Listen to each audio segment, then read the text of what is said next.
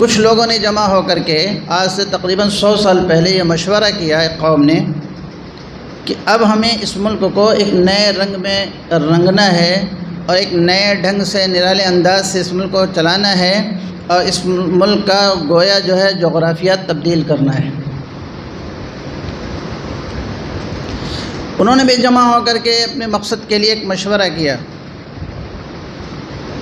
اور اس مشورے کے بعد مشورہ نہیں کیا بلکہ اپنے مقصد کی تکمیل کے لیے، اپنے مشن کو، اپنے مقصد حیات کو پانے کے لیے پھر انہوں نے اس کے لیے لائحہ عمل تیار کیا، حکمت عملی تیار کی کہ ہم نے جو گول مقرر کیا ہے، جو منزل مقرر کیا ہے اور اپنا نشانہ جو ہم نے مقرر کیا ہے اس کی تکمیل کیسے ہوگی، ہم اس منزل پر کیسے پہنچیں گے۔ اب انہوں نے اس کے لیے انتھک کوششیں کی اور ایسی محنت کی اور ایسا مجاہدہ کیا ہے کہ چاہے ہم بھلے اس کو غلط سمجھ رہے ہوں، چاہے اسلامی روح کے اعتبار سے ٹھیک نہ ہو، مناسب نہ ہو، لیکن انہوں نے اپنے مقصد کی تکمیل کے لیے جو مجاہدہ کیا ہے بہت مشکل ہے کرنا ہم لوگوں کے لیے۔ بنیادی ضرورتوں کو بھی انہوں نے قربان کر دیا، ان کا تذکرہ بھی پچھلے ہفتے آ چکا ہے، اور اس حد تک قربانی دی اور اس میں معاشرے کے ہر شعبے کے لوگوں کو انہوں نے شامل کیا، ہر شعبے کے لیے، اس لیے کہ معاشرے میں الگ الگ قسم کے لوگ ہوتے ہیں، کوئی بہت پڑھے لکھے ہوتے ہیں، کوئی کم پڑھے لکھے ہوتے ہیں۔ اللہ نے دنیا کے نظام کو ایسے ہی چلایا ہے، کچھ لوگ سبزی بیچتے ہیں، دودھ بیچتے ہیں، کچھ لوگ چپل سیتے ہیں، کچھ لوگ لیکچرر ہوتے ہیں، پروفیسر ہوتے ہیں، کچھ لوگ جو ہے سیاسی لوگ ہوتے ہیں، دنیا کے اور ملکوں کے نظام کو چلاتے ہیں، اور اتنی قربانی دی اور اس طریقے سے مخلص ہو کر اپنے مقصد کے لیے اتنی قربانیاں دیں کہ آج وہ اپنے مقصد کے حصول میں اور اپنی منزل اور اپنا جو انہوں نے ہدف مقرر کیا تھا بالکل قریب ہے، وہ جس کو ہم اپنی ہندوستانی زبان میں RSS کہتے ہیں، بجرنگ دل کہتے ہیں۔ نام لینے میں میں نہیں سمجھتا کہ کوئی مذاق ہے۔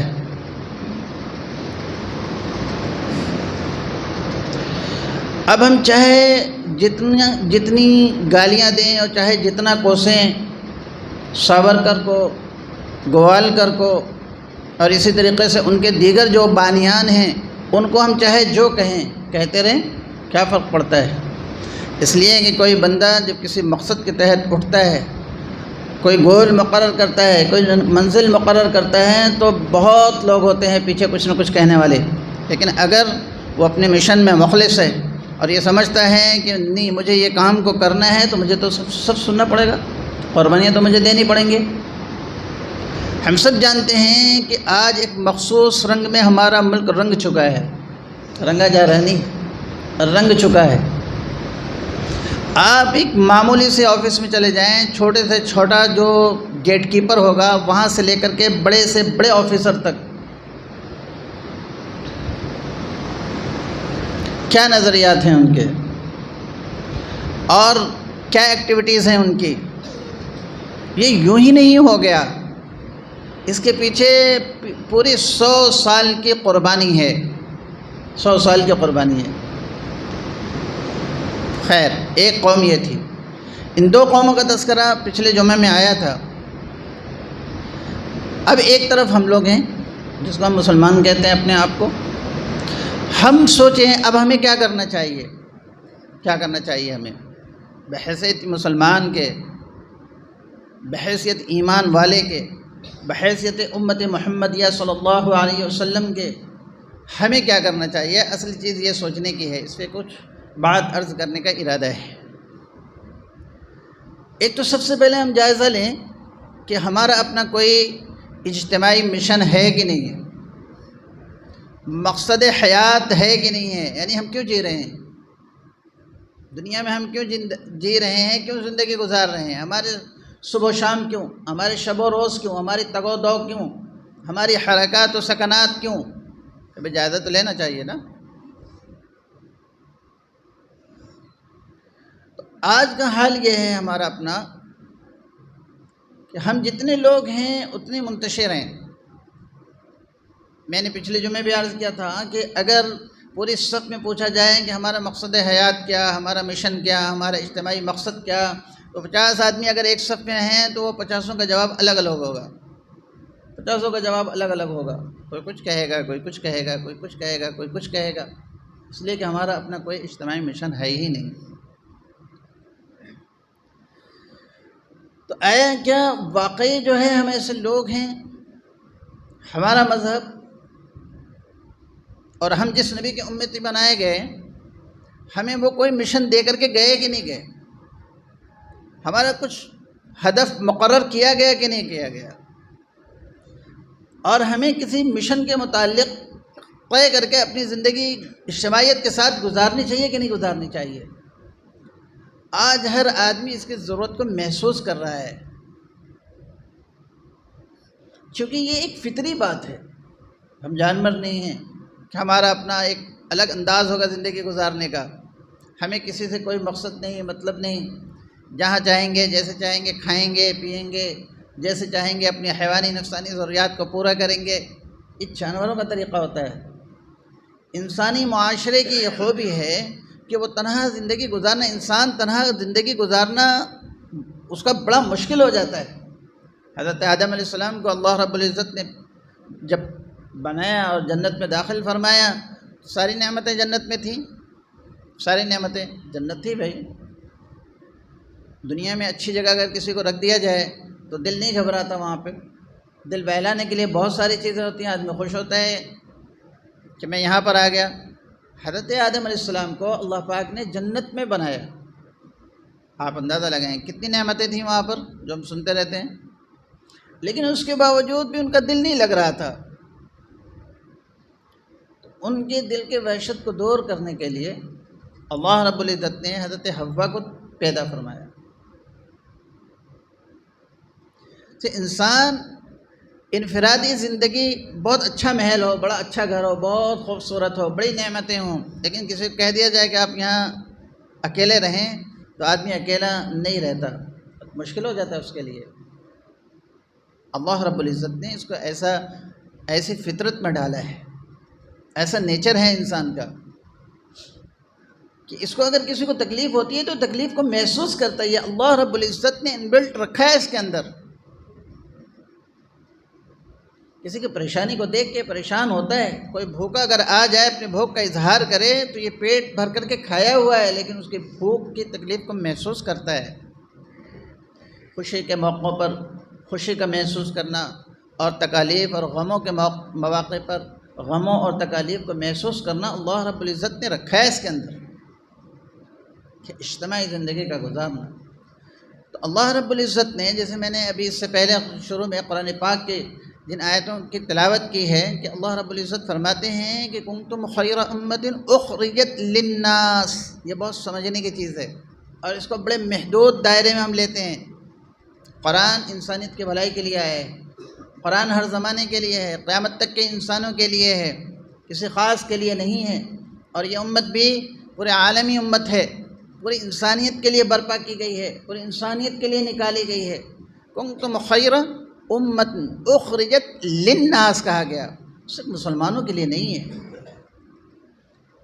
صرف اپنوں کے لیے نہیں ہے، اپنے خاندان کے لیے نہیں ہم بنائے گئے ہیں، اپنے گھر کے لیے صرف نہیں بنائے گئے ہیں. ہماری جو تعریف اور ہماری خوبی یہاں بیان کی گئی، بلکہ اس میں ایک ٹارگیٹ دیا گیا ہے. ایک ٹارگیٹ دیا گیا ہے کہ ہم نے تمہیں انسانیت کی بھلائی کے لیے پیدا کیا ہے. انسانیت کے للناس کہا گیا ہے. اللہ. اور آگے اللہ رب العزت نے فرمایا تأمرون بالمعروف وتنہون عن المنکر. تأمرون بالمعروف، معروف کے لیے نکالا گیا ہے، نیکیوں کے لیے. معروف کیا ہے؟ عرف عام میں اگر کہا جائے تو وہ خوبیاں، وہ صفات، وہ اچھائیاں، وہ بھلائیاں، وہ نیکیاں جو ہر ایک کے لیے آسان ہوں، جو ہر ایک کی ضرورت کی چیز ہو. یہاں یہ غلط فہمی ہو جاتی ہے کہ صرف ہم آخرت کے لیے پیدا کیے گئے ہیں، کچھ ہے ہی نہیں ہمارا دنیا میں زندگی گزارنے کے لیے، کوئی کسی چیز کی ہمیں ضرورت ہی نہیں ہے. تو یہ دنیا میں اللہ رب العزت نے بھیجا ہے، زندگی لے کر کے بھیجا ہے تو ہماری ضرورتیں لگی ہوئی ہیں. دیگر اقوام ہیں جو مانتی نہیں کہ ہمارا رب اللہ ہے، جو مانتی نہیں کہ رسول اللہ صلی اللہ علیہ وسلم ہمارے نبی ہیں، جن کا عقیدہ ہی نہیں ہے کہ مرنے کے بعد پھر زندہ ہونا ہے۔ کچھ لوگوں کو زندہ ہونا ہے تو الگ پیرائی میں وہ سمجھتے ہیں، جو سمجھتے نہیں کہ آخرت کوئی چیز ہے، جنت کوئی چیز ہے، جہنم کوئی چیز ہے، تو ان کے لیے معروف کیا مقصد ہے، ان کے ساتھ ہم کیا کریں گے؟ تو اللہ رب العزت نے ہمیں ساری انسانیت کی بھلائی کے لیے برپا کیا ہے، نکالا گیا ہے، یہ ہمارا اجتماعی مقصد ہے۔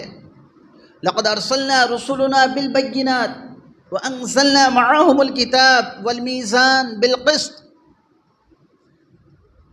آدمی جب کوئی نصب العین کی بات ہوتی ہے، مشن کی بات ہوتی ہے، اجتماعیت کی بات ہوتی ہے، تو کچھ لوگوں کے ذہنوں میں یہ بات ہوتی ہے کہ بھی اب یہاں سے کچھ زندہ باد مرد آباد کے نعرے لگائے جائیں گے، کوئی جھنڈا بنایا جائے گا، کوئی پارٹی بنائی جائے گی، اور کچھ لوگوں کو اس میں ممبر بنایا جائے گا، کوئی صدر ہوگا، کوئی سیکریٹری ہوگا، اور یہاں سے پھر اب یہاں سے ایسے یہ شروع ہوگا اور وہ شروع ہوگا۔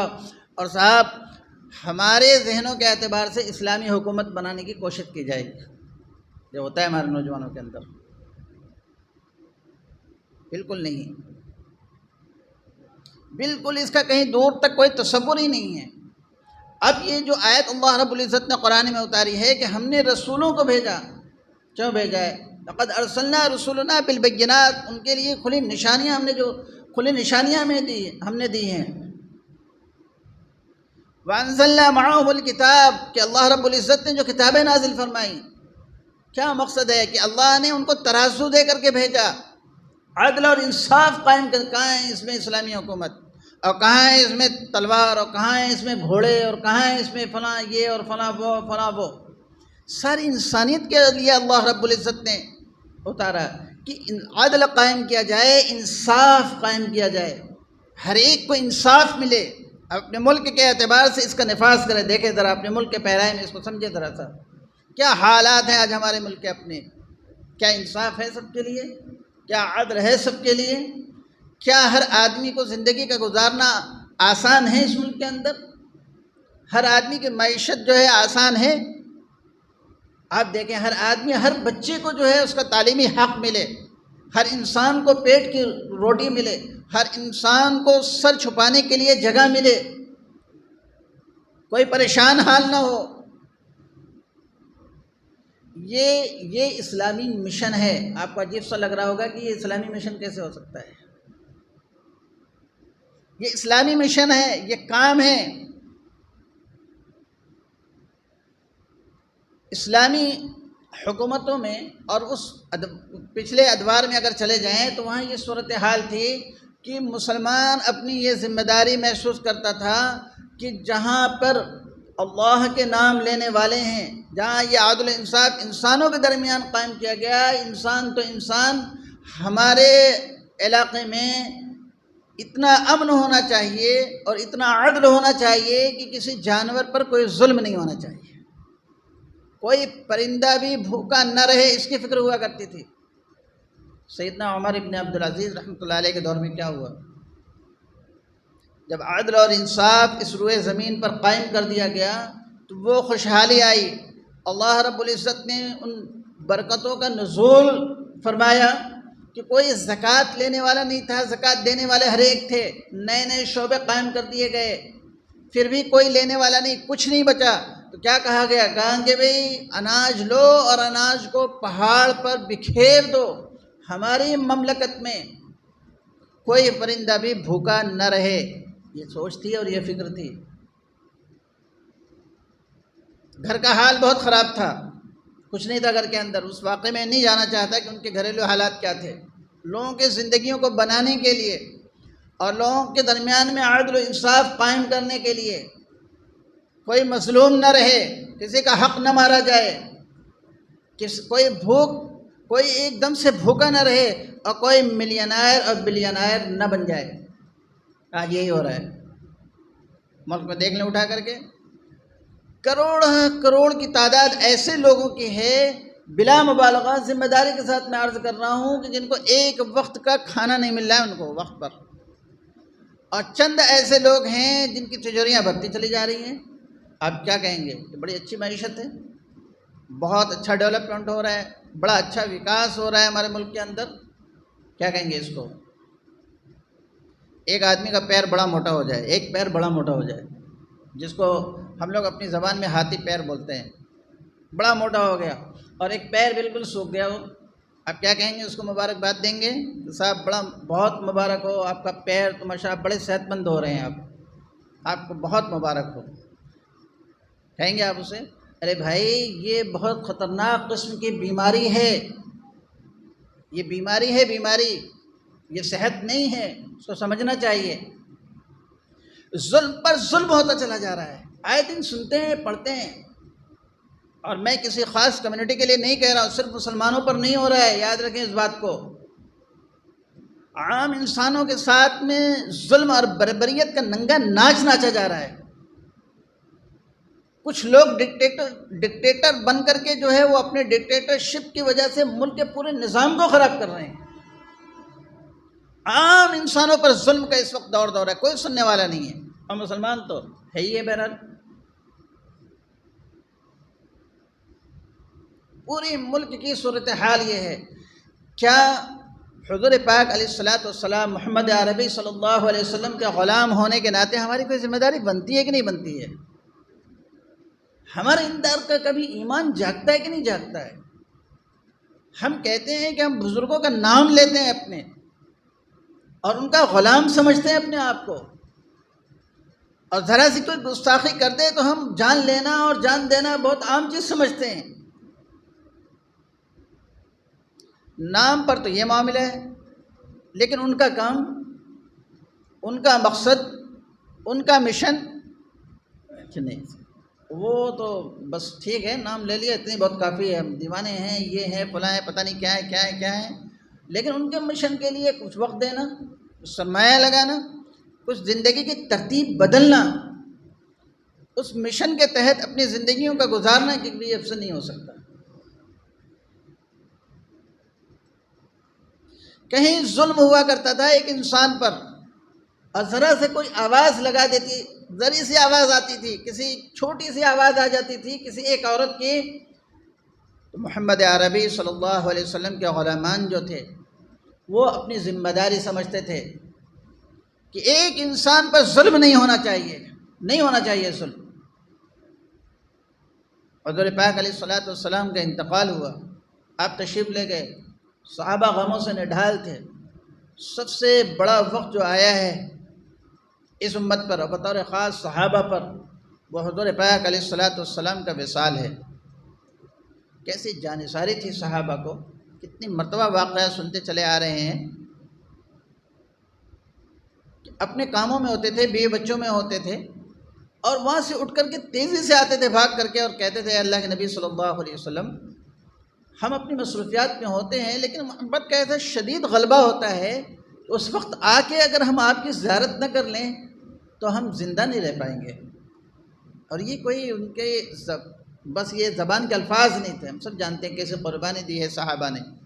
روئے زمین پر ایسے جانثاروں کی جماعت انسانوں نے کبھی دیکھی نہیں ہے، زمین میں کبھی دیکھا نہیں ہے جیسے جانثار صحابہ کی جماعت تھی۔ آپ علیہ الصلوۃ والسلام ہمیشہ کے لیے تشریف لے گئے، صحابہ کا کیا حال رہا ہوگا؟ موضوع بدل جائے گا، ورنہ میں آپ کو بتاتا ہے کہ جانثاری کا کیسے ثبوت دیا ہے صحابہ نے۔ خیر، جب آپ تشریف لے گئے صحابہ غموں سے نڈھال تھے بالکل۔ بہرحال وہ سارا واقعہ گزرا، آپ کی تدفین ہو گئی، اطراف میں لوگوں نے بغاوت شروع کر دی، کہا کہ وہ عدل کا جو نظام آپ علیہ الصلوۃ والسلام نے قائم کیا تھا، اب جو چودھری قسم کے لوگ تھے اور جو منافق قسم کے لوگ تھے، جو انسانیت دشمن لوگ تھے، ان لوگوں نے، ان باغیوں نے سر اٹھانا شروع کر دیا۔ پھر سے وہی ظلم کا بازار گرم کرنے کی کوشش شروع ہو گئی۔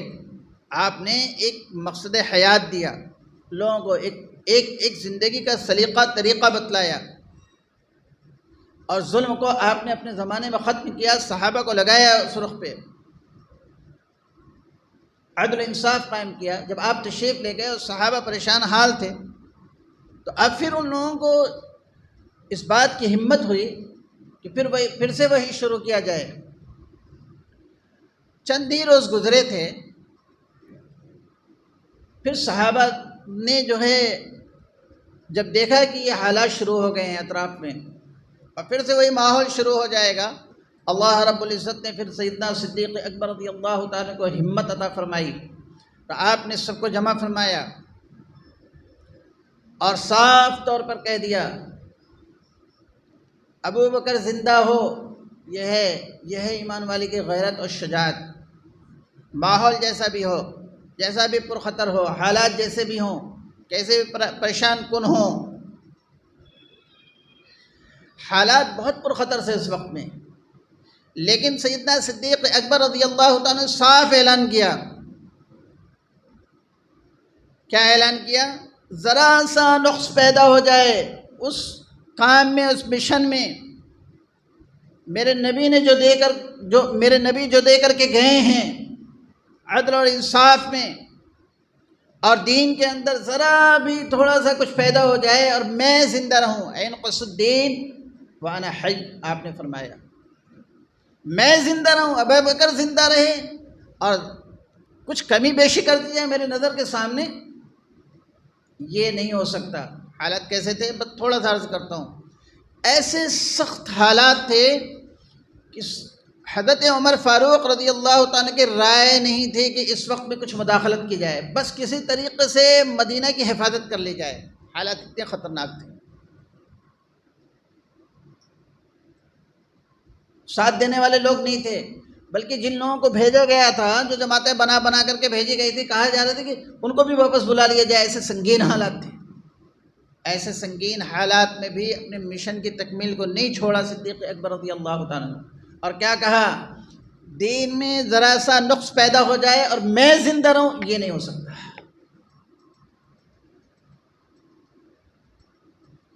زکوٰۃ نہ دینے والوں نے جو فتنہ اٹھایا، زکوٰۃ کیا ہے؟ انسانی تاریخ میں پہلی مرتبہ غریبوں کے لیے کوئی نظام بنایا گیا امیروں سے لینے کا۔ عام طور سے حکومتیں جو نظام بناتی ہیں وہ مالداروں کے لیے نظام بناتی ہیں، اڈانی کے لیے بناتی ہیں، امبانی کے لیے بناتی ہیں، پورا ملک جائے خسارے کے اندر، پورا ملک چلا جائے، بالکل برباد ہو جائے، لوگوں کے منہ کا لقمہ چھن جائے، پیٹ میں ایک نوالا نہ جائے، وہ چلے گا، لیکن کچھ خاص لوگوں کی تجوریاں بھری جائیں گی۔ اور اسلام نے کیا کیا؟ محمد عربی صلی اللہ علیہ وسلم نے کیا کیا؟ غریبوں کے لیے کہ امیروں سے لیا جائے گا اور غریبوں کو دیا جائے گا، اور اس میں اس قدر سختی برتی گئی، اس قدر سختی برتی گئی کہ صدیق اکبر رضی اللہ تعالیٰ نے اعلان کر دیا کہ زکوٰۃ تو بہت بڑی بات ہے، مال کا دینا اور نہ دینا یہ تو بہت آگے کی بات ہے۔ یہ اونٹ دیا کرتے تھے زکوٰۃ میں، اگر اونٹ تو اونٹ، اگر انہوں نے اونٹ کی رسی نہیں دی، اگر یہ پہلے ان کے اوپر رسی اگر یہ دیا کرتے تھے، اگر یہ اب رسی نہیں دیں گے، اس کے لیے بھی میں قتال کروں گا، جہاد کروں گا، اس کے لیے قتال کروں گا۔ یہ ایمان والے کی شجاعت۔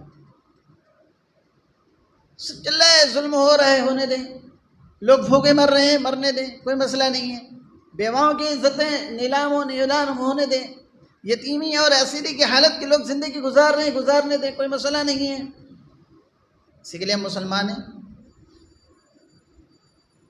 حالات اس وقت جتنے پرخطر تھے، آپ بتلائیں کہ اس وقت اتنے حالات خراب ہیں؟ بالکل نہیں ہے۔ بس مسئلہ یہ ہے کہ ہمیں کسی ایک نقطے پر جمع ہو کر کے کچھ کرنا چاہیے۔ ابھی آپ نماز کے بعد پوچھیں کرنا چاہیے، بچہ بھی بولے گا کرنا چاہیے، بوڑھے حضرات بھی بولیں گے کرنا چاہیے، بزرگ بھی بولیں گے، جوان بھی کہے گا بالکل کرنا چاہیے۔ کرے کون؟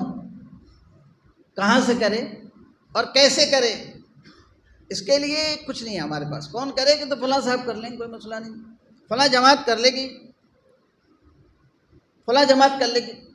بھی معاشرے کی تکمیل کے لیے اور معاشرے کی اصلاح کے لیے، میں بھی معاشرے میں رہتا ہوں تو میرا بھی کنٹریبیوشن بہت ضروری ہے، میرا بھی تعاون بہت ضروری ہے، اور معاشرہ سب سے مل کر بنتا ہے۔ ایک موچی بھی ہوتا ہے اس میں جوتا سلنے والا، ایک چھوٹا موٹا دکاندار بھی ہوتا ہے، اور ایک بڑے لیول کا جو ہے کارخانے کا اور بڑے بڑے انڈسٹری کا مالک بھی ہوتا ہے۔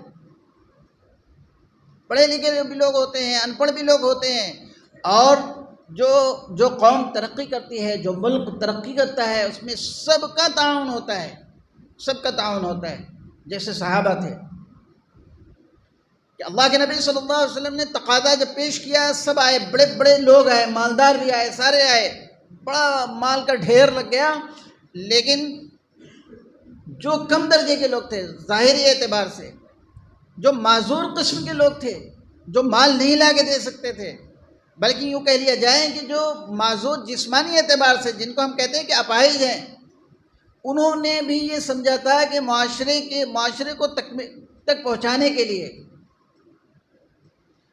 اور ناانصافی اور ظلم کو ختم کرنے کے لیے میری بھی ضرورت ہے، اور اللہ کے نبی صلی اللہ علیہ وسلم نے اس کو سمجھایا تھا، انہوں نے سمجھا تھا کہ میری بھی ذمہ داری، میں کیا کر سکتا ہوں۔ جب ان کے پاس کچھ نہیں ہوتا تھا تو اس کے لیے جا کے مزدوری کرتے تھے، اور مزدوری سے جو کچھ حاصل ہوتا تھا وہ لا کے دیتے تھے کہ اللہ کے نبی صلی اللہ علیہ وسلم میری طرف سے یہ ہے۔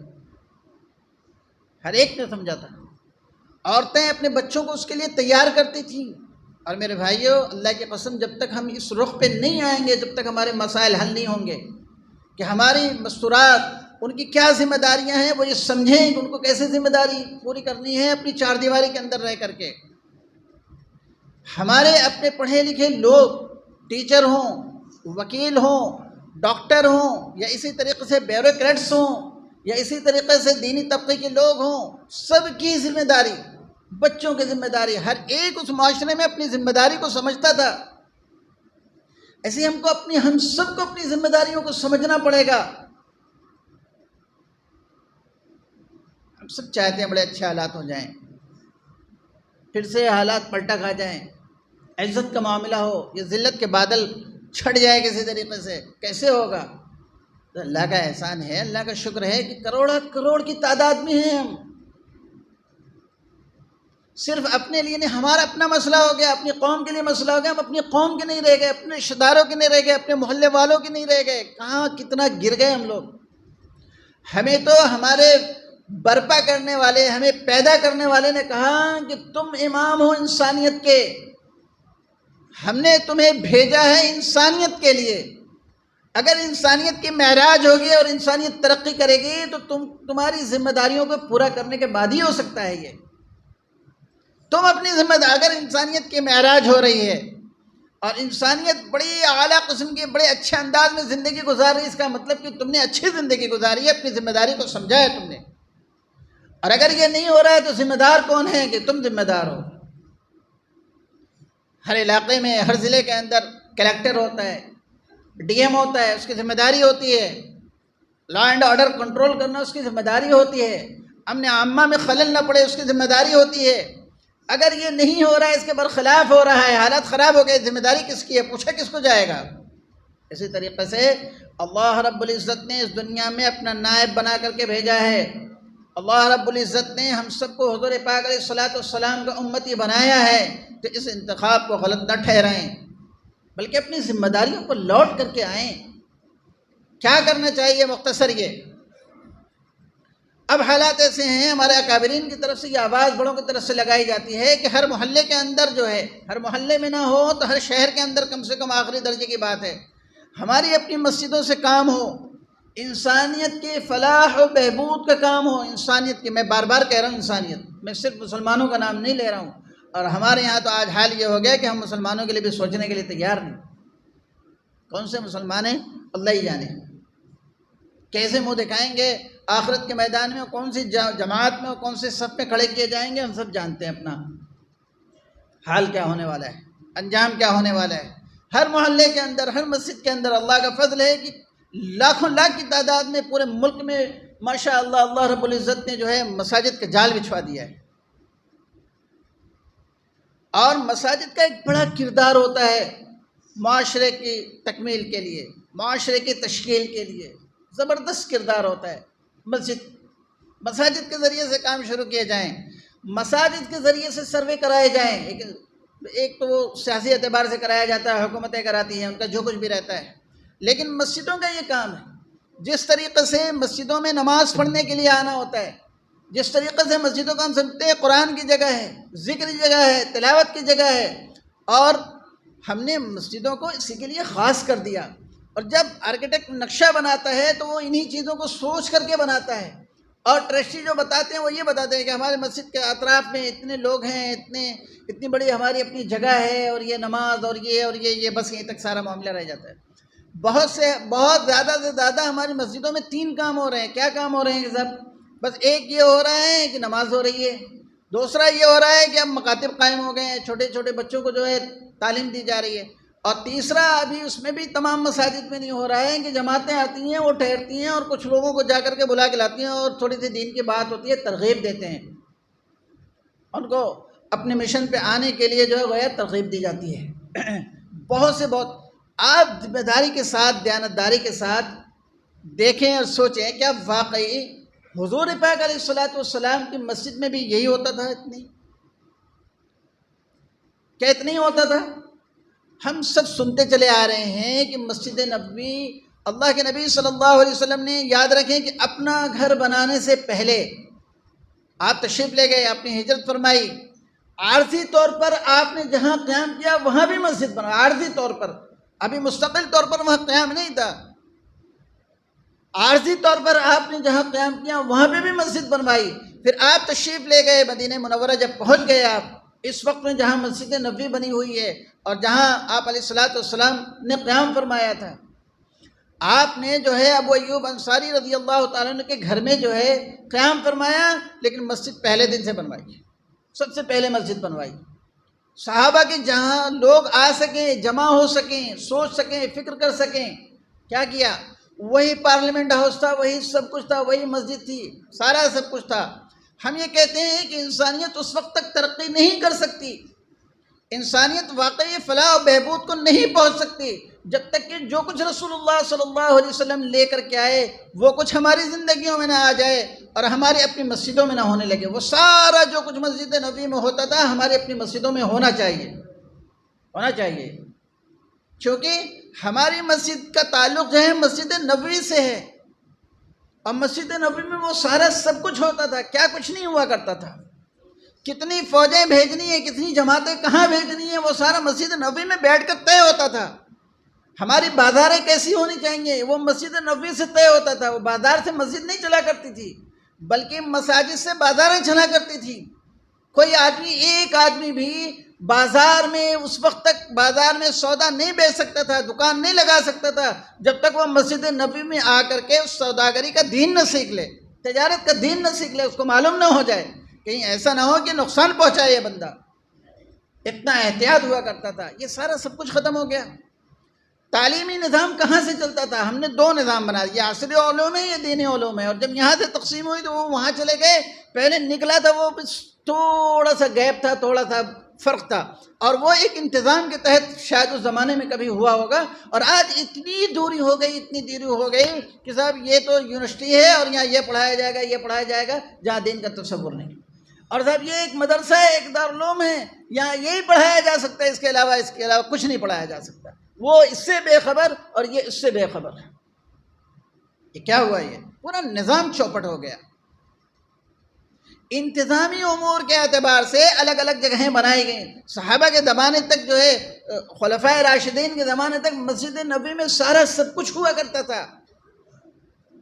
ہمیں بھی فکر کر کے اپنی مسجدوں کے اندر، اور ہر مسجد میں نہ ہو سکے تو کم سے کم بڑی مساجد کے اندر، شہر کے اعتبار سے مسلمانوں کو فکر کرنی چاہیے، اپنے شہر کو مدینہ منورہ کی طرف لانا چاہیے، اپنی مساجد کے رخ کو مسجد نبوی کے رخ پر لانے کی فکر کرنا چاہیے، اور ہر ایک کو اپنا تعاون پیش کرنا چاہیے۔ جیسے مدینے میں رہنے والے، اطراف میں رہنے والے، جو کچھ مسجد نبوی میں ہوا کرتا تھا، جو تقاضے پیش آتے تھے، وہ سارے کے سارے اس کی تکمیل کے لیے اپنی حیثیت کے اعتبار سے، اپنی استعداد کے مطابق اس میں حصہ لیا کرتے تھے، بڑھ چڑھ کر کے حصہ لیا کرتے تھے۔ عورتیں بھی لیتی تھیں۔ اب اس وقت موقع نہیں کہ بتائیں کہ عورتوں نے کیسے اس مشن کی تکمیل کے لیے قربانیاں دی۔ چھوٹے چھوٹے بچوں نے 7 سال، 9 سال، 11 سال، 7 سال کے بچوں نے بھی قربانیاں دی ہیں، چھوٹے چھوٹے بچوں نے۔ ضعیفوں نے قربانی دی، ضعیف تو ضعیف ہیں بلکہ لاچاروں، مجبوروں نے قربانیاں دی۔ کسی کے سامنے ہاتھ نہیں پھیلایا کرتے تھے بلکہ وہ مزدوری کر کے لا کے دیا کرتے تھے۔ یہ سارا سب کچھ ختم ہو گیا۔ اس سسٹم کو ہمیں شروع کرنا چاہیے۔ الحمدللہ، اللہ کا فضل ہے، چھوٹے پیمانے پہ ہی صحیح، کچھ دن سے کوششیں آپ کی اس مسجد سے بھی ہو رہی ہے، تھوڑی سی کوشش اور بڑی نحیف کمزور سی آواز، لیکن اس کے باوجود بھی دیکھا جائے تو ایک اللہ کا شکر ہے کہ ایک چراغ روشن ہوا ہے۔ آپ اسے مضبوط کریں، آپ اسے آپ کاندھا دیں، آپ اپنے قوت بازو کو لگائیں، اس میں اپنی صلاحیت جس کے اندر اللہ نے صلاحیت دی ہے اپنی صلاحیت کو لگائے۔ اچھے مشورے دے سکتے ہیں آپ کو اللہ نے پیسہ دیا، پیسے دے، آپ کو اللہ رب العزت نے پڑھا لکھا بنایا ہے، آپ کے پاس وقت ہے، آپ وقت دے سکتے ہیں۔ کوئی آدمی محنت کر سکتا ہے، اس کے پاس کچھ نہیں ہے، محنت کر سکتا ہے، وہ اپنی محنت کو لگا دے۔ ہر طبقے کی ضرورت ہے، ہر ایک کی ضرورت ہے، اس لیے کہ معاشرے میں ہر ایک رہتا ہے اور ایک اپنا تعاون پیش کرے گا تو ہی معاشرے کی تشکیل ہو سکتی ہے، تو ہی ہو سکتی ہے۔ اب ہمارے اپنے محلے کے اندر ہم عزم کریں، ارادہ کریں کہ کوئی بھکاری نہیں رہ سکتا۔ اللہ کی قسم میری اور آپ کی پوچھو گی، یاد رکھیں کوئی بھی بھیک مانگتا ہے ہم جھڑک دیتے ہیں نا، ہم ان کے احوال کا تفقد کریں، ان کے احوال کا تفقد کریں کہ کیا ضرورت ہے اس کو، کیوں وہ اپنے آپ کو شرمندہ کر رہا ہے، کیوں اپنے آپ کو رسوا کر رہا ہے، اور اپنے آپ کو نہیں مسلمانوں کو رسوا کر رہا ہے۔ کوئی نقاب پہن کر کے جائے تو اسے بھیک ملتی ہے، عام طور پر ایسی بغیر نقاب کی عورتیں پھرتی رہتی ہیں، عام طور سے دیکھا جاتا ہے، اور جب بھیک مانگنا ہوتا ہے تو نقاب لگاتی ہیں۔ کیا ہے یہ؟ حلیہ بنا لیا، داڑھی بڑھا لی، ایسے لباس استعمال کر لیے، پہنے ایسے لباس اور چل کر کے جو بھیک مانگنا شروع کر دیا۔ ہمیں اس پہ غور کرنا چاہیے۔ کسی کے گھر میں 4 بیٹیاں ہیں، بھیک مانگ رہا ہے کھڑا ہو کر کے، امام صاحب ذرا مجھے اجازت دے دیں مسجد میں اعلان کرنا ہے۔ نہیں، ہمارے محلے میں نہیں ہونا چاہیے، ایسے نہیں ہونا چاہیے ہمارے محلے کے اندر ایسا۔ مجھے اور آپ کو اس کی فکر کرنی چاہیے، ورنہ میں اور آپ جو ہے اس کے جواب دیں ہر اعتبار سے، دنیاوی اور دینی۔ چونکہ مجھے یہ لفظ اس لیے استعمال کرنا پڑ رہا ہے کہ یہ ہمارے معاشرے میں رائج ہے کہ صاحب یہ دنیا کا معاملہ ہے، یہ دین کا معاملہ ہے۔ اس کو سمجھانے کے لیے میں عرض کر رہا ہوں، چاہے وہ معاملہ دین کا ہو، چاہے وہ معاملہ دنیا کا ہو، جس اعتبار سے بھی ہو، بچہ پیدا ہوا، موت تک کی ساری ضرورتوں کا انتظام ہے، اور اپنے محلے کے لوگوں کو مل کر کے اس کے بارے میں سوچنا چاہیے، ایک نظام بنائیں، ایک پلٹیں اپنی اصل کی طرف، ہر ایک اس میں شامل ہو، اپنی صلاحیت کے اعتبار سے، اپنی استعداد کے اعتبار سے، اپنے اوقات کے اعتبار سے۔ آپ کو خوشی ہوگی، ہو سکتا ہے اللہ اپنا فضل فرمائے، ہمت کر لیں، ارادے کر لیں، کوئی بعید نہیں ہے کہ اللہ رب العزت اپنا فضل فرمائیں اور پھر مسلمانوں کو اپنی اصل کی طرف آنے کے اعتبار سے اس پورے محلے کو اللہ رب العزت اس پورے شہر کو ایک نمونہ بنائیں، اور لوگ وہ دیکھنے کے لیے آئیں، لوگ وہ دیکھنے کے لیے آئیں، سمجھنے کے لیے آئیں، ہمارے پاس ایک نمونہ ہو۔ جیسے اللہ کے نبی صلی اللہ علیہ وسلم مکے سے مدینہ چل کر کے تشریف لے گئے، آپ کو لگ رہا ہوگا کہ میں بڑی بات کہہ رہا ہوں، میری کوئی استعداد نہیں، آپ کی کوئی استعداد اور حیثیت نہیں، لیکن جس کے لیے کرنا ہے اللہ کے لیے کرنا ہے، اور اگر یقین محکم ہو، جہد مسلسل ہو، اللہ کے ذات عالی پر یقین ہو تو کہ مشکل نہیں ہے، اخلاص اگر ہو ہمارے اندر تو انشاءاللہ ثم انشاءاللہ کام پائے تکمیل تک ہم نہیں تو اور لوگ پہنچائیں گے۔ بنیاد تو ڈالیں، ہم قدم تو ہم اٹھائیں۔ مشہور بات ہے کہ حضرت علی رضی اللہ تعالیٰ عنہ سے کسی نے پوچھا کہ اللہ نے بندوں کو کتنا اختیار دیا ہے؟ آپ نے فرمایا کہ بھئی ایک پیر اٹھاؤ، اس نے اٹھایا ایک پیر، کہا دوسرا اٹھاؤ، کہا حضرت نیچے گر جاؤں گا، کہ بس اتنا اختیار دیا ہے، پہلا قدم تم اٹھاؤ، دوسرا اللہ پر چھوڑ دو، اور اتنی کی پوچھ ہوگی، اللہ کی ہاں اتنی کی پوچھ ہوگی، تم نے آواز لگائی تھی کہ نہیں لگائی تھی، تم نے اپنی استعداد کے مطابق کوشش کی تھی کہ نہیں کوشش کی تھی، آگ بہت بڑی لگی تھی، تم نے اس میں ایک ڈول پانی تمہارے پاس تھا، تم ڈال سکتے تھے، تم نے ڈالی تھی کہ نہیں ڈالی تھی، وہ ڈول لے جا کر کے وہ بالٹی تم نے ڈالی تھی کہ نہیں ڈالی تھی، وہ پانی ڈالا تھا کہ نہیں ڈالا تھا تم نے، آگ پوری بجھ گئی نہیں بجھ گئی یہ ایک الگ موضوع ہے، اس کے بارے میں نہیں پوچھو گی کہ 1 کلومیٹر کے درمیان میں آگ لگی تھی، پوری آگ تم نے کیوں نہیں بجھایا، تم نے ایک ڈرم ڈال سکتے تھے، ایک ڈرم دے سکتے تھے، تم نے دیا تھا کہ نہیں دیا تھا، تم نے کوشش کیا تھا کہ نہیں کیا تھا۔ ہم کوشش کریں، صرف دیکھ کر کے انشاءاللہ اور آمین بول کر کے گاڑی نہیں چلے گی، ابھی کہیں کہ کریں گے انشاءاللہ، کوئی دعائیہ اللہ پاک ہم سب کے لیے آسان فرمائے، قبول فرمائے، آمین۔ اتنی کمزور ہو گئے ہم، اتنے بخیل ہو چکے ہم۔ مسلمان اتنا بخیل نہیں ہوتا، اپنے ایمان کا جائزہ لینا چاہیے۔ اتنے جو ڈرپوک ہو گئے ہم، اتنی کم ہمت ہو گئے ہم.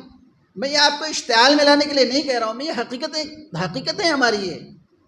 بڑے بڑے واقعات ہو جاتے ہیں، ہمارے پیشانی پہ بل نہیں پڑتا. ہوتا بھی ہے تو بس چند جملے تبصرہ تذکرہ کچھ کہہ دینا، کچھ کامنٹس پاس کر دینا. دینی ذمہ داری پوری ہو جاتی ہے اس سے؟ نہیں. میں نے پہلے عرض کیا تھا کہ اس کے لیے کسی مشن کے لیے بہت بڑی قربانی دینی پڑتی ہے. قوموں نے دی ہے جب جا کر کے وہ آج ان کی معراج ہو رہی ہے، آج وہ اوج ثریا پر بیٹھ رہے ہیں. ہمیں بھی دینی پڑے گی. چند سال 2-3 سال پہلے چھوٹا سا اسی مسجد سے کام شروع کیا گیا تھا. وہ تو ایک مجبوراً کسی وجہ سے کسی حکمت عملی کے تحت پہ ایک نام دیا گیا فاؤنڈیشن، رحمہ فاؤنڈیشن. ورنہ اصلاً جو ہے رحمہ مسجد آپ سمجھ کے چلیں، رحمہ مسجد سے ایک باہر کے حصے میں چھوٹی سی کلینک شروع کر دی گئی تھی. لوگ پریشان تھے. ہمارے پاس کہتے ہیں نا کہ بس وہی ہے کہ ایک ڈول ہم آگ بجھانے کے لیے ڈال سکتے ہیں، ایک لوٹا پانی دے سکتے ہیں. ایک لوٹا پانی کی حیثیت تھی. اللہ کا شکر ہے کہ آج 4 بڑی بڑی کلینکس ہو چکی ہیں. دیگر جگہوں سے تقاضے آ رہے ہیں، دوسرے شہروں سے تقاضے آ رہے ہیں کہ ہمارے یہاں کلینک کھولے جائے. ہمارے پاس کچھ نہیں، کہاں سے کھولیں، ہم کیا کریں. پالی کلینک بڑی بڑی ہو گئی، اللہ کا احسان ہے. آپ کی اس مسجد سے 300 غریبوں کا اللہ کا شکر ہے 10 کلو صحیح راشن دیا جاتا ہے. ہر مہینے 300 تقریباً 350 250 300 لوگوں کا نام باقاعدہ لکھا ہے، اس کے لیے ذمہ داران بنائے گئے ہیں. یہ ہو رہا ہے، یہیں سے ہو رہا ہے. مسجد کا مدرسے کا جو خرچ ہے، جو اخراجات ہیں، وہ الگ ہے اپنی جگہ پہ. 100 لوگوں کو روزانہ کھانا بنا کر کے دیا جاتا ہے. میں کہنا یہ چاہتا ہوں کہ جب کام کو شروع کریں گے اللہ کی مدد آئے گی. ہمت انشاءاللہ مضبوط ہوگی. آپ کی ہمتوں کو بلند کرنے کے لیے میں یہ کہہ رہا ہوں. آپ خرچوں کا اندازہ لگائیں کہ ہر مہینے کتنے اخراجات ہیں. جو مسجد کا خرچ تھا، جو مدرسے کا خرچ ہے، سالانہ جو ہے 50-55-60 لاکھ روپے، وہ اس خرچ کے علاوہ ہے. آپ کتابیں لے جائیں، دیکھیں اس میں کیا لکھا. سارے کام ہو رہے ہیں. اور میں کیا بتاؤں کتنے سارے کام اللہ کا فضل ہے کہ ہو رہے ہیں. انفرادی طور پہ بہت سارے کام ہو رہے ہیں. یہ کام اس وقت شروع کیا گیا جب لاک ڈاؤن تھا، جب چلنے پھرنے کی بھی اجازت نہیں تھی، نماز مسجدوں میں بند کر دی گئی تھی، لوگ کھانے کے لیے محتاج ہو گئے تھے، اپنا پیٹ پالنا مشکل ہو رہا تھا، بھوکے رہ رہے تھے لوگ سوچ رہے تھے اب کیا ہونے والا ہے. اس وقت میں جب یہ کام شروع کیا گیا تب جا کر کے اللہ رب العزت نے اتنا پھیلایا. اب تو آسان ہے، حالات سازگار ہو چکے ہیں، کاروبار چل پڑے ہیں، ملازمتوں میں ماشاءاللہ خوب بلندی دن بدن روزانہ ترقی ہوتی چلی جا رہی ہے. ہمت کی ضرورت ہے. یہ کام بہت چھوٹے پیمانے پہ ہو رہا ہے، ابھی بہت کم ہو رہا ہے. ضرورتیں بہت ہیں، لوگوں کی ضرورت جانی اعتبار سے بھی، مالی اعتبار سے بھی، ہر اعتبار سے بہت کئی شعبے ایسے ہیں جس میں ابھی ہم کچھ نہیں کر پا رہے ہیں. میری ساری گفتگو کا لب و لباب یہ ہے کہ متحد ہو کر کے، مجتمع ہو کر کے ایک مشن کے تحت پانی پہنچائیں. ہم جہاں کام ہو رہا ہو، کوئی ضروری نہیں ہے کہ صرف یہی کریں. آپ کسی اور مسجد میں رہتے ہیں، کہیں دور رہتے ہیں، کسی اور شہر میں رہتے ہیں، آپ کو اللہ رب العزت نے صلاحیت دی ہے، آپ کام کر سکتے ہیں، وہاں جا کر کے کام شروع کریں. لیکن کوئی محلہ ایسا نہ ہو جس مسجد کے پاس میں جو ہے اس محلے والوں کا پورا بایو ڈاٹا نہ ہو. ہونا چاہیے. اب یہ پتہ نہیں ہے ہم کو کتنا ہے، سروے ہونا چاہیے، کتنے بالغ ہیں، کتنے نابالغ ہیں، کتنی عورتیں ہیں، کتنے مرد ہیں، کتنے بچے ہیں، ان کی تعلیم کا کیا حال ہے. اسکول مساجد کے تحت ہونے چاہیے. بہترین سے بہترین اسکول ہو، کیوں نہیں ہو سکتا ہے؟ دوسری قوموں کے پاس ہو سکتا ہے. انہی اسکولوں کے اندر ان کی عبادت گاہیں بنی ہوئی ہیں اور سارا کا سارا نظام ان کا جو ہے تعلیمی چل رہا ہے. پوری دنیا کے اندر ان کی تعلیمی اعتبار سے پکڑ کیوں پکڑا ہے؟ ہم بھی مجبور ہیں وہاں بھیجنے کے لیے. ہم بھی بھیجتے ہیں اپنے بچوں کو. ہم کیوں نہیں کر سکتے؟ ہم کر سکتے ہیں. اور ایمان والے کے ساتھ میں تو اللہ کی مدد شامل حال ہے. ایمان والوں کے ساتھ میں اللہ کی نصرت ہے. اللہ کی قسم کھا کے کہتا ہوں کہ آپ تھوڑا سا قدم بڑھائیں، ذرا سا ہمت دکھائیں، پھر کیسے وہ کام تکمیل تک پہنچتا ہے آپ کو حیرت ہوگی کہ ہم نے یار اپنا یوں ہی 50 سال گزار دیا، 40 سال گزار دیا اور ہم ڈرتے رہے کہ اس کے لیے اس کی ضرورت ہے، اس کے لیے اس کی ضرورت ہے، اور فلاں صاحب کی ضرورت ہے، فلاں صاحب کی ضرورت ہے. اتنا آسان تھا. 20 سال ضائع ہو گئے، 30 سال ضائع ہو گئے. اگر ہم نے 20 سال پہلے کیا ہوتا تو آج 20 سال آگے ہم جا چکے ہوتے. ہم اپنے پچھلے لوگوں کو، پہلے کے لوگوں کو کہتے ہیں انہوں نے یہ نہیں کیا، انہوں نے یہ نہیں کیا، انہوں نے یہ نہیں کیا. ہم آج یہ کہہ رہے ہیں تو اگر ہم یہی کہتے کہتے چلے گئے تو ہماری اولادیں بھی یہی کہیں گے کہ ہمارے اپنے آبا و اجداد نے کچھ نہیں کیا، انہوں نے یہ کیا ہوتا تو یہ ہوتا، یہ کیا ہوتا تو یہ ہوتا. ارے اللہ کے بندو، جب ہم کچھ پریشان ہیں، ہم پچھتا رہے ہیں اور ہم خود لوگوں کو کہہ رہے ہیں تو ہم کیوں نہیں کرتے تاکہ آگے آنے والے بھی یہ باتیں نہ کہیں؟ ان کے لیے تو کوئی راستے کھول کر کے جائیں، ان کے لیے کچھ آسانیاں پیدا کر کے جائیں.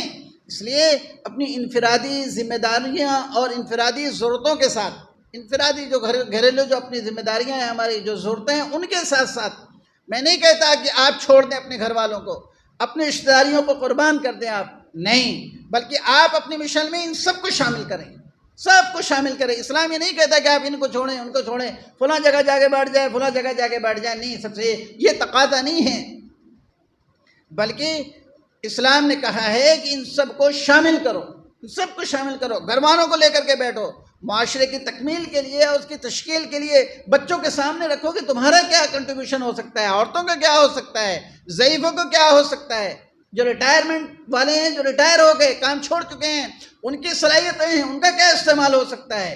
اس لیے اپنے آپ کو جوڑیں، کہیں سے جوڑ کر کے رہیں۔ یہ وقت جو ہے اجتماعیت کا ہے، انفرادیت کا نہیں ہے، ختم ہو چکا ہے۔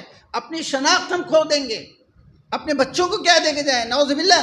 کیا ہم یہ نہیں سوچتے کہ آگے چل کر کے ہمارا اب جو ہے ٹوپی داڑھی اپنی شناخت کے ساتھ چلنا دنیا میں مشکل ہو گیا ہے، تو ہمارے اپنے بچوں کا کیا ہوگا؟ کبھی نہیں سوچتے۔ اور خدا نہ خواستہ کیا ہم نے یہ سوچ لیا کہ ہم کمپرومائز کر لیں گے؟ کیا ہم کمپرومائز کر لیں گے؟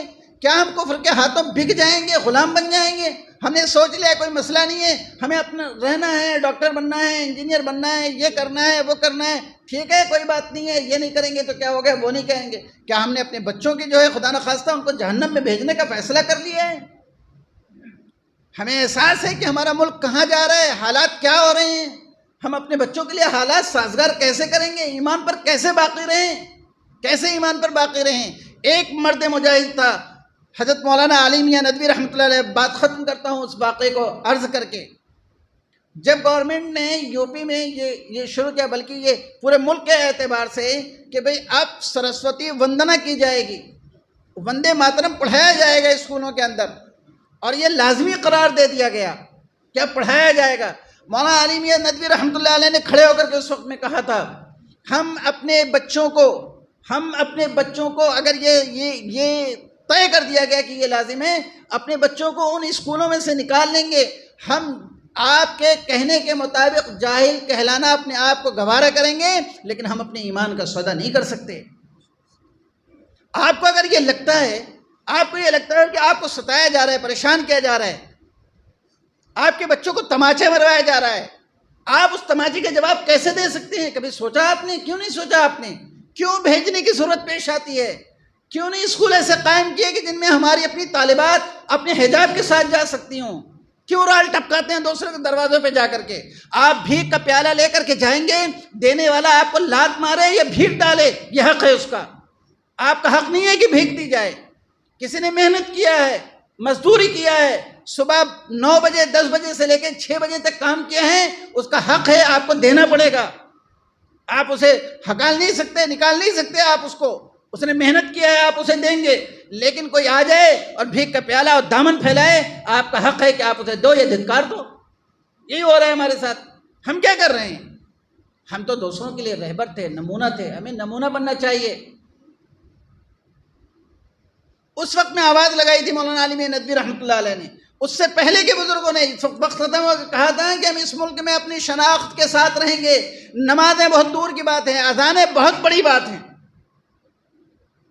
اذانیں تو بہت بڑی بات ہیں، نماز تو بہت آگے کی چیز ہے، یہ تو بہت بڑے بڑے اللہ کے کام ہیں۔